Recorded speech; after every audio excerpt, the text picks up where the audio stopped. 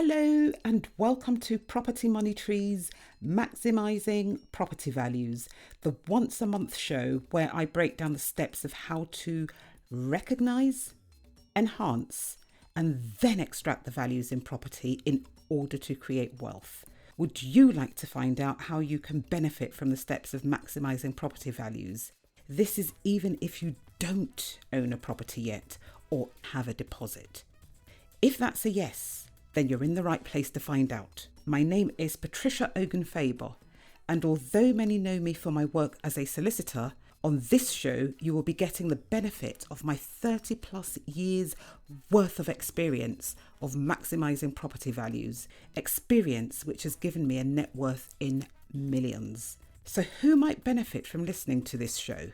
Literally anyone with an interest in creating property wealth. Welcome back. This month, I promised someone that I was going to talk about one of the projects that I've been doing.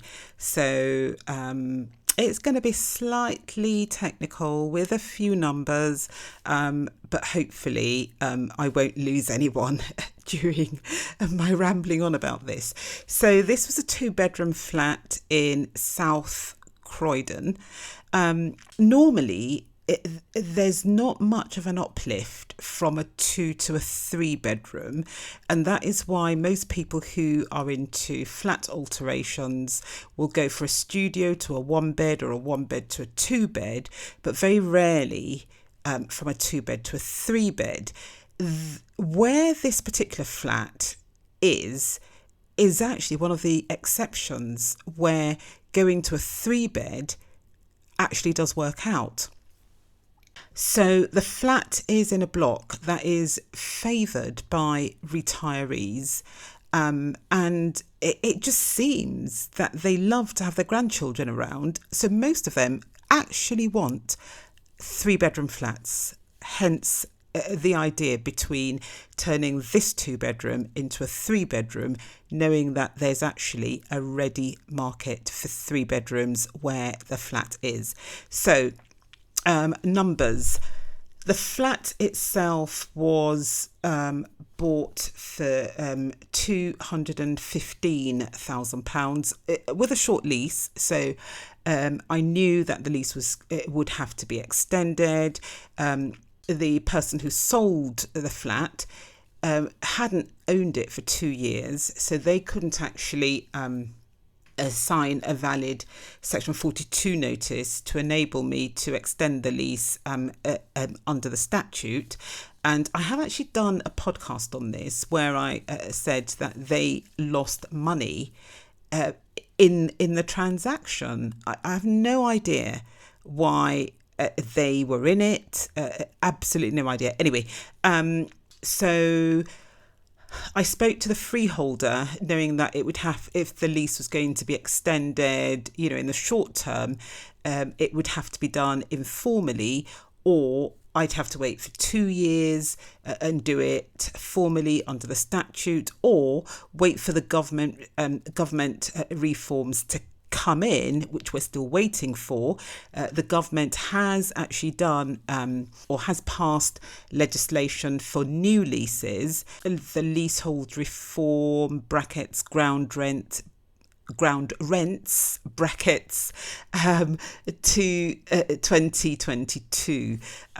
So that's the leasehold reform brackets ground rents brackets 2022, which comes into effect on the 30th of June 2022. So and that really only applies to new leases. There are some technicalities, and obviously if anyone thinks they may be affected or might not be affected, just speak to your solicitor. They'll be able to guide you through that. Anyway, but that piece of legislation, which says that no new lease, any lease that is granted after the 30th or from the 30th of June 2022 cannot have a ground rent that exceeds a peppercorn. So again, I've spoken in previous podcasts as to what a peppercorn ground rent is. It literally is just one round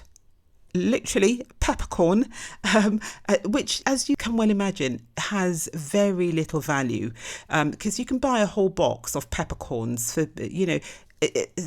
£1 even, and you might have 1,000 of the peppercorns in the box. So how do you value one peppercorn? It is just meant to say that you're not getting what you're agreeing for free. You're actually giving something in return. And even with this peppercorn ground rent, most people will say, or most of the leases will say, and for a ground rent of a peppercorn, if demanded, because who's going to ask for a peppercorn? No one really. Anyway, so leases from the 30th of June 2022, new leases cannot ask for ground rents above a peppercorn, and if they do, then that is actually a criminal offence. So people have to be very, very careful, and obviously take proper advice from your solicitor, who will have professional indemnity insurance and who will be able to give you proper advice. So anyway, so those are my options. Wait for 2 years and apply to extend the lease formally under the statute, or hopefully, maybe the government reforms would have kicked in, or go, via an informal route. So I kind of thought, reach out to the freeholder, see what they say. So they came back and said 35,000 plus costs. My surveyor said 30,000 plus costs. So there's a £5,000 difference. Don't quite know what I'm going to do. There's no rush at the moment, even though I do want to sell it. So I'm going to have to make up my mind fairly soon. I think what I'm going to do is just go back to the freeholder and agree something with them. Hopefully, maybe I can get a couple of £1,000 off. They might say no. But, if I do want to sell, I'm going to have to do something, because no one's, it's not attractive with a short lease of, I think it's 66 years remaining. Anyway, so the first thing that I did in order to refurbish the flat, which was in an absolute state, was to apply to the freeholder to alter the flat. So application went in. This is after completion, obviously completion of the sale, the purchase and the sale. And they were actually very, very good. Within a couple of weeks, they'd come back with the license to alter, and their fees were £350. Can't remember whether or not there was VAT on top of that. So some walls were knocked down, non-structural walls, in order to make the hallway that much bigger. So the hallway would then become a kitchen lounge. Now, because that was done, there were some fire safety implications, and I had to have a sprinkler system installed, which was the subject of my podcast last month. So the one that was released on the 1st of June, actually, that reminds me, that was episode 24. So because I do these monologues once a month, every month on the 1st of the month, this is going to be episode 25. So this is the first episode of year 3 of doing these podcasts. I can't believe that I've been doing them now for 2 whole years. But anyway, the sprinkler system had to be done, but it is looking absolutely great, and there will be some pictures on Instagram, so if you want to see the pictures, you just go to Property Money Tree and you will be able to see them. They're not on there just yet, but they will be this month. There are still a few things that need to be done. The second fix for the sprinkler system, which was so irritating, is not going to be done until the 20th of July. So I suspect the pictures will probably come out, after that, maybe some before that, but I doubt, probably after the 20th of July, to be honest. All of that was done. So applied to the freeholder to alter, I got the license to alter. And guess what? During the first week of actually doing works, the person next door rang up the managing agent to ask if the freeholder knew that there were works going on in the flat. It's not worth cutting corners. You know, if you're going to do something, just do it well. Because if I'd been looking to do this on the sly, she would have alerted, you know, the freeholder to the fact that I was doing stuff in there that perhaps I didn't have permission to do. But the response to her was quite clear. No, the freeholder knows about it, and the freeholder has given permission for the works to take place. Anyway, the flat was literally, you know, taken back to brick, new wiring, new plumbing, new central heating system. There was a central heating system there before, but I ripped it all out, put a new one in there, new bathroom, new kitchen, clearly, new flooring. The ceiling was dropped down. It had lovely high ceilings, but in order to rewire, everyone thought it'd be better to drop the ceiling down and create a new ceiling, because the flat is on the second floor of it's the top floor of that particular block, and apparently the ceiling is actually concrete. So if you start drilling into concrete, it cracks, apparently. Well, this is what I've been told. So the builder didn't want to do that, and I spoke to a couple of people as well, and they said, yeah, it's not a good idea to start, you know, drilling into concrete, especially if it's, you know, a concrete roof that affects not just the flats in question, but other flats as well. So all of that was done. It had an EPC, well, it has an EPC, I think a D or an E, I can't remember, something really appalling. I've changed all the windows. They're now all double glazed. The boiler's been changed to a condensing boiler. The external walls have all been thermally insulated.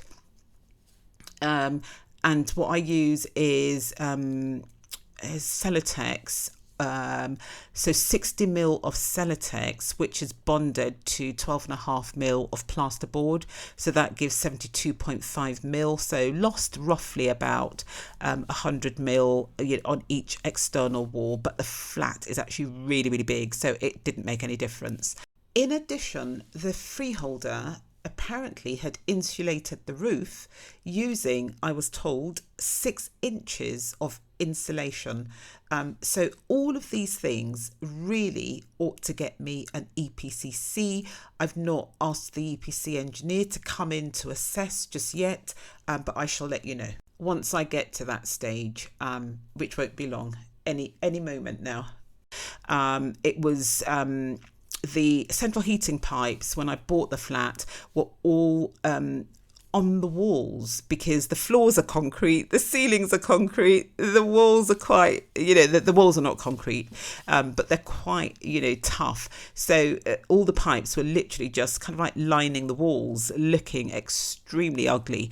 But because we put the insulation in, we were able to dig grooves into them for the pipe work, so you can't actually see the pipe work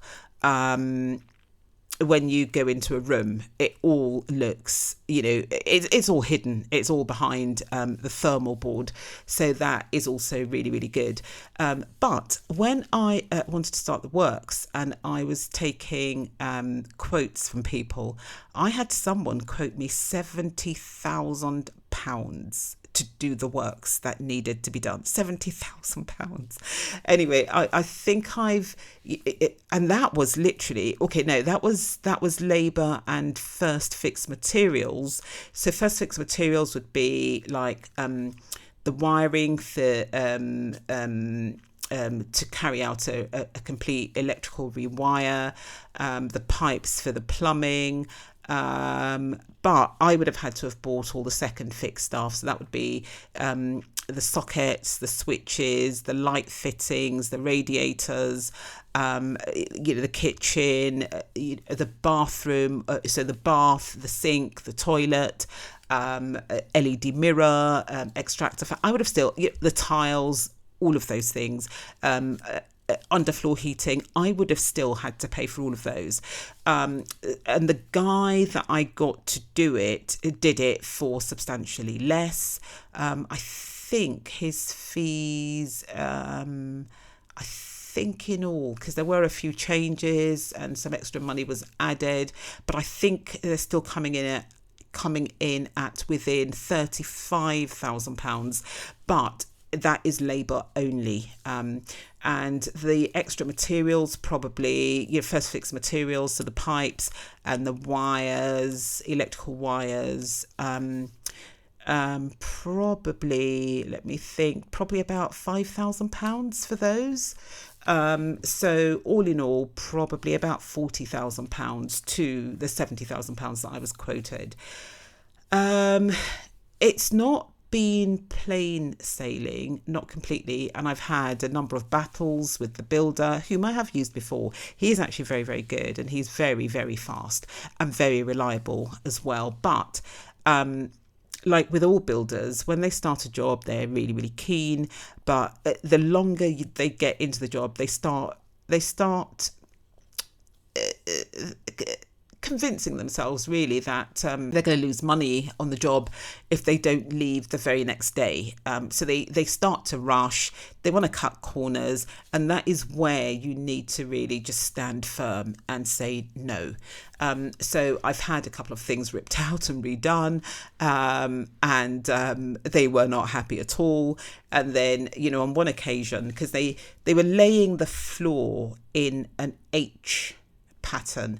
So, just Google it, H flooring or laminate flooring, H pattern or brickwork pattern, which I absolutely hate. I prefer that my laminate to be laid in, a random fashion.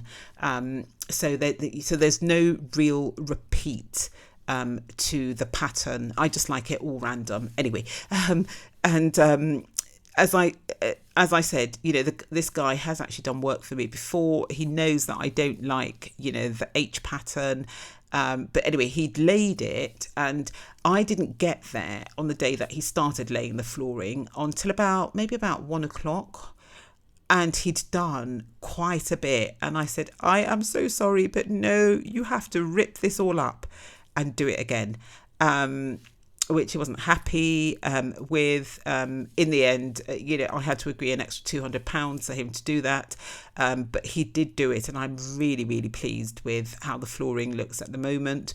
But the point of this is, there's no wrong or right way of doing things. But if you are, for me, the most joy that I get out of doing, these refurbs is the finished product. And if I walk into something that's just been refurbished for me, or, where the work's been done, but it's my refurbishment, and something irritates me, it's just going to take the pleasure away from what I've been doing.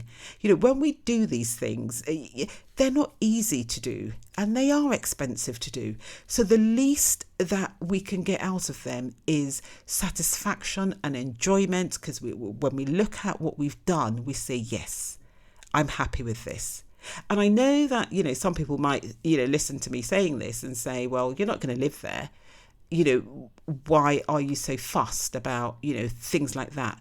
But it's not about me not living there, because every single project that I do to my own standards, as if I am going to be living there. And it's a business model that actually works for me.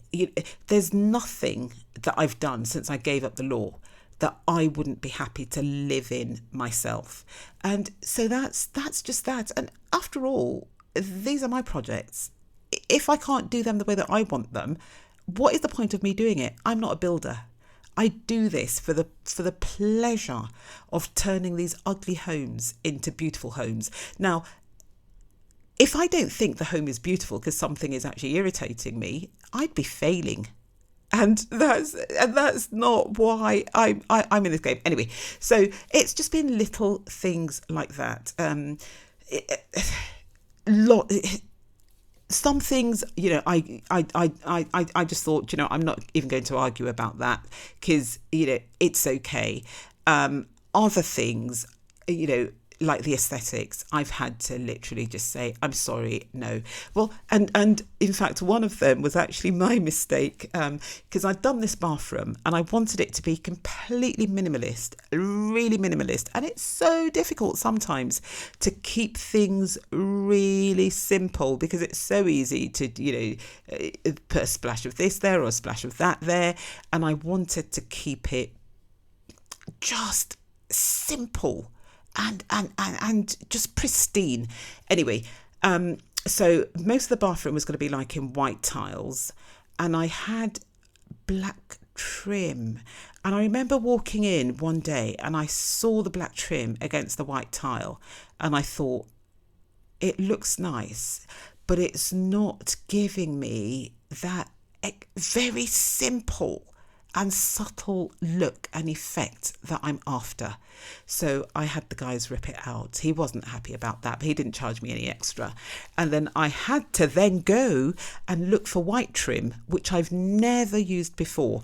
So there was lots of white plastic trim, which I didn't want because that tends to lose colour. But I was able to find white aluminium trim in the end, and it wasn't cheap. Anyway, but the bathroom has the look that I wanted it to have. So again, that is something that I'm actually quite happy about and quite pleased about. Very, very simple. The sophistication of the bathroom is so subtle. Now, again, the market that I'm aiming at is middle class, retired people. They're usually quite discerning, and I really do hope that that what I've done is going to be to their liking. What else can I say about this project? Oh, the kitchen. Oh my goodness. So ordered my kitchen. I got the kitchen there. Some doors were the wrong colour. Oh my gosh. But these are things that happen on all projects. I've never ever done a project that has gone 100% according to plan. Ever. I've never ever had one of those. There's always something that goes wrong. But do you know what? Things go wrong and you deal with them. You sort them out. You, like with me and the wrong coloured doors, I took them back and got the right coloured doors. Okay, fine, that set me back a bit, because right now actually my builder's left to go and start another job. He said, oh, you haven't got the materials. When you've got all of the materials, call me and I will come and finish the job. Even though he broke my bathroom mirror and swears blind it was delivered to him broken. But again, these are one of the things that you encounter with, when you're doing, these things. What is, what's to be done? But yeah, I'm really, really happy about it, and despite, the ups and downs that I've had with the project, I'm very, very happy. So, I'll post pictures on Instagram, and if anyone wants to ask me, any detailed questions about, this podcast, come into one of the rooms, that I'm involved in on Clubhouse and ask those questions, and I'll be more than happy to answer your questions. At the moment, it seems as if the value of the flat is £375,000, roundabouts that figure. Once all the works are done, I will get agents in. I'm going to get 3 of them in, and 2 of them will be instructed on the sale. But it's looking to be a really good one. It's another flat that I got off of Rightmove. Like I said, bought it for £215. Stamp duty and other costs, probably another £10,000. The labour, builder labour and first fix materials, probably about 40 odd £1,000. and then second fix materials and all of that stuff, and the mist system, I'm thinking probably another £10,000. So looking at maybe about 50,000 altogether on that side of things, and then £35,000 to extend the lease. You can do the sums. It's a really, really good deal. Yeah, and like I said, I got that from Rightmove. There are deals to be had if you know how to actually find them. And I do a workshop on this. The next one is in November, 2 days in November, but details are on my link tree. If people are interested in that, the whole workshop is how you can actually find deals and how you can get good deals, simply and fast. And the simplest way and the quickest way to get these is if you use the sales portals. So Rightmove, Zoopla, On the Market. That's where I got this one, Rightmove. See you next month.